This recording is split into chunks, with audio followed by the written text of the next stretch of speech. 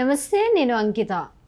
చంద్రబాబు నాయుడు గారు ఆంధ్రప్రదేశ్ సీఎం అయిన తర్వాత చాలామంది టాప్ కంపెనీస్ ఏవైతే ఉన్నాయో వరల్డ్ వైజ్గా వాళ్ళందరూ వచ్చి కూడా ఇప్పుడు చంద్రబాబు నాయుడు గారిని కలుస్తున్నారు, భేటీ అవుతున్నారు కూడా. అలాగే ఇప్పుడు రీసెంట్గా చూసుకుంటే లూలు మాల్కి సంబంధించిన యాజమాన్యం కూడా చంద్రబాబు నాయుడు గారిని కలిశారు. సో ఇదే టాపిక్ పైన డిస్కస్ చేయడానికి నాతో పాటు సీనియర్ జర్నలిస్ట్ సిఎస్ఆర్ ఉన్నారు, ఆయనతో మాట్లాడదాం.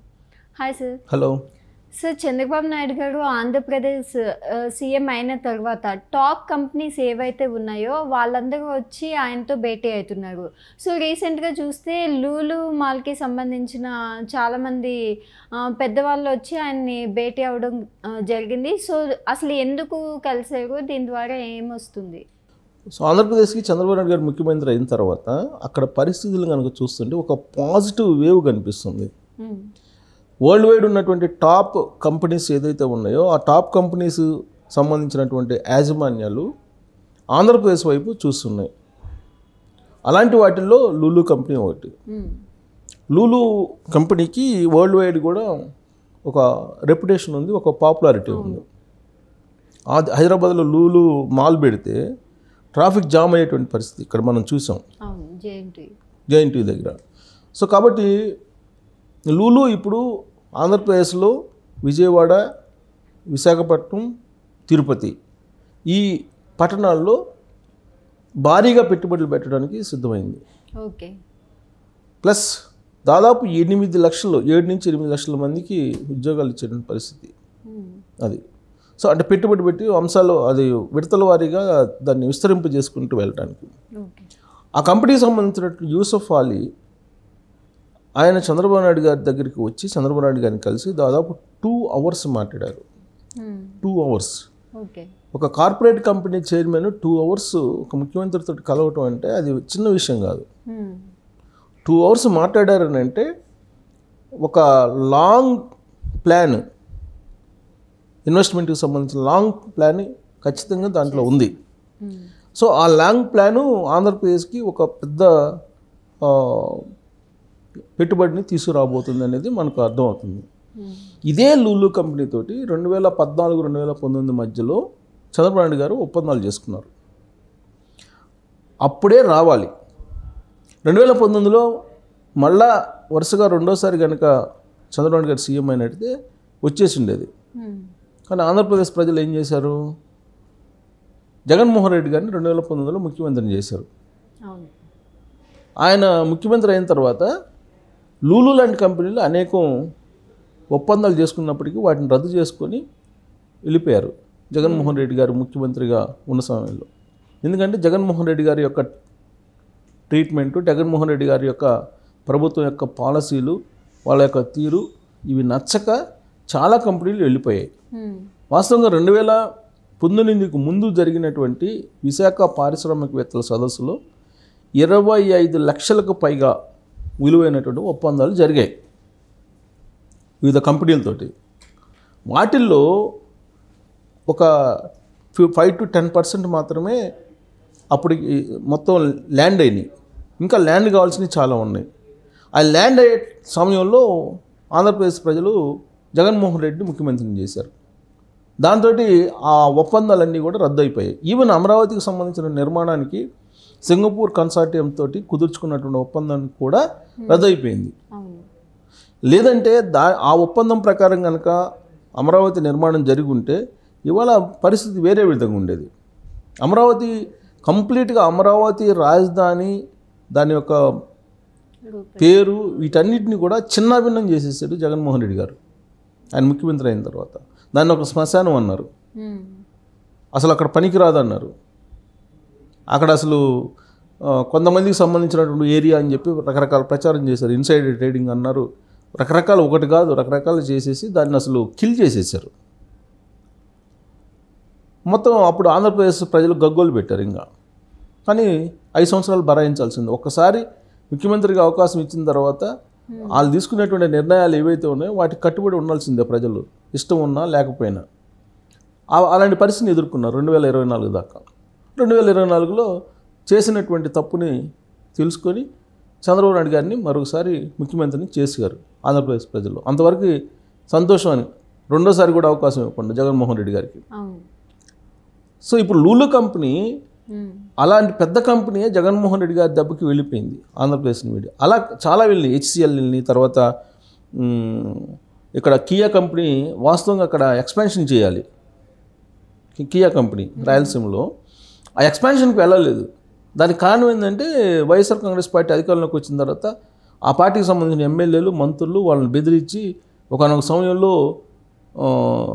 భౌతిక దాడికి కూడా ఆ యాజమాన్యం మీద ప్రయత్నం చేశారనే న్యూస్ కూడా వచ్చింది. సో ఇలాంటి పరిస్థితుల్లో పెట్టుబడిదారులు, ఇండస్ట్రియలిస్టులు అందరూ దూరం అయిపోయారు ఆంధ్రప్రదేశ్కి. వాళ్ళందరూ ఎటుపోయారు?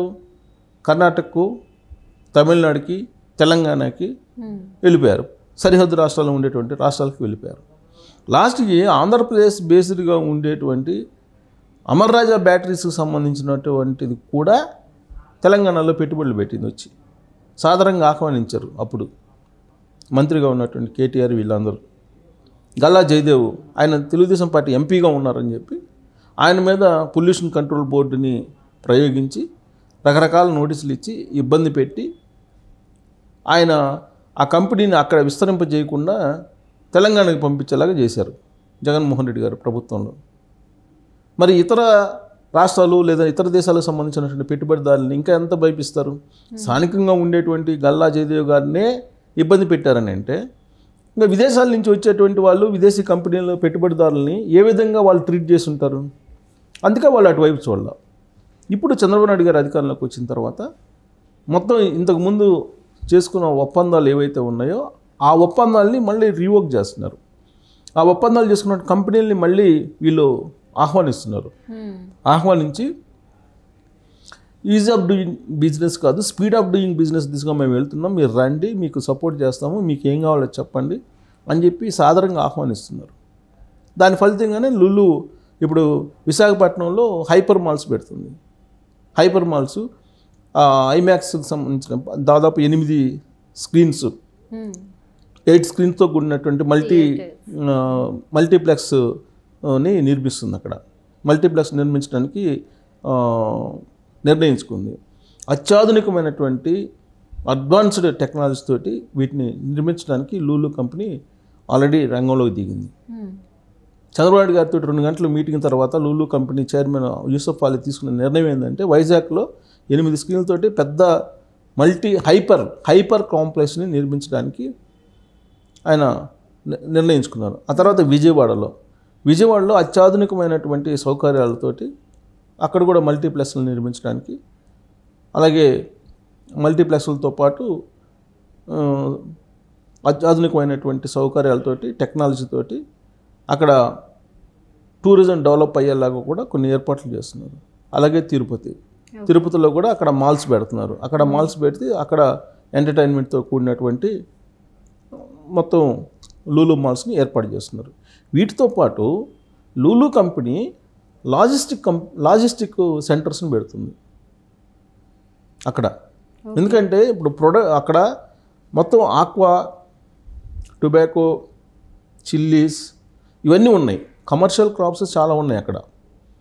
సో వాటన్నిటిని కూడా వీళ్ళు లాజిస్టిక్ లాగా పెట్టేసి ఎక్స్పోర్ట్ చేసుకోవడానికి లూలు కంపెనీ పెద్ద ఎత్తున పెట్టుబడులు పెట్టబోతుంది. అక్కడ గోడౌన్స్ పెట్టబోతుంది. లాజిస్టిక్ని ఎక్స్పాండ్ చేయబోతుంది. దీంతోపాటు ఫుడ్ ప్రాసెసింగ్ యూనిట్స్ని పెట్టబోతుంది.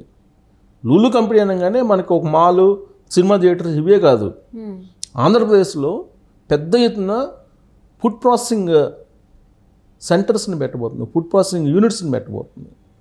సో దీంతో కొన్ని లక్షల మందికి ఉద్యోగాలు వచ్చేటువంటి అవకాశం ఉంది లూలు కంపెనీ ద్వారా. దీనికి కారణం ఎవరంటే చంద్రబాబు నాయుడు గారి టాలెంట్, చంద్రబాబు నాయుడు గారి బ్రాండ్ ఇమేజ్, చంద్రబాబు నాయుడు గారి విజన్. ఒకప్పుడు యునైటెడ్ ఆంధ్రప్రదేశ్ ఉన్నప్పుడు ముఖ్యమంత్రిగా ఆయన మైక్రోసాఫ్ట్ని ఇక్కడ తీసుకురావడానికి ఆయన రకరకాల ప్రయత్నాలు చేసి సక్సెస్ అయ్యారు. ఐఎస్బిని తీసుకొచ్చారు ఇక్కడికి. దాని ఫలితమే ఇవాళ తెలంగాణలో, ప్రత్యేకించి హైదరాబాద్లో భూములు బంగారం అయ్యాయి. గ్రోత్ని ఇప్పుడు చూస్తున్నాం కళ్ళారా తెలంగాణలో. ఇప్పుడు ఆంధ్రప్రదేశ్లో కూడా అలాంటి గ్రోత్ రావాలి రాబోయేటువంటి రోజుల్లో 2029, 2047 కల్లా అని చెప్పి ఆయన లూలు కంపెనీ లాంటి వాటితోటి ఓపికగా 2 గంటల సేపు యూసఫ్ అలీ చైర్మన్ తోటి మాట్లాడారంటే ఆయన చంద్రబాబు నాయుడు గారు ప్రజెంటేషన్కి ఇంప్రెస్ అయ్యి ఆయన లాజిస్టిక్ సెంటర్స్ని అలాగే ఫుడ్ ప్రాసెసింగ్ యూనిట్స్ని అలాగే మాల్స్ని హైపర్ మాల్స్ని సూపర్ మాల్స్ని వీటన్నిటిని పెట్టడానికి ఆయన సిద్ధమయ్యి ఆ డిజైన్స్ని కూడా చంద్రబాబు నాయుడు గారికి చూపిస్తే ఏం కావాలో చెప్తే దానికి ఏర్పాట్లు చేస్తామని చెప్పి ఇమీడియట్గా ప్రభుత్వం ఆంధ్రప్రదేశ్ ప్రభుత్వం లూలు కంపెనీకి ఏర్పాట్లు చేస్తుంది. దాంతో ఇంకొక రాష్ట్రం వైపు చూడకుండా ఆంధ్రప్రదేశ్ మీదనే లూలు కంపెనీ పెట్టుబడులు పెడుతుంది. దాని ఫలితంగా ఉపాధి అవకాశాలు ఉద్యోగాలు రాబోతున్నాయి. That is Chandrababu Naidu.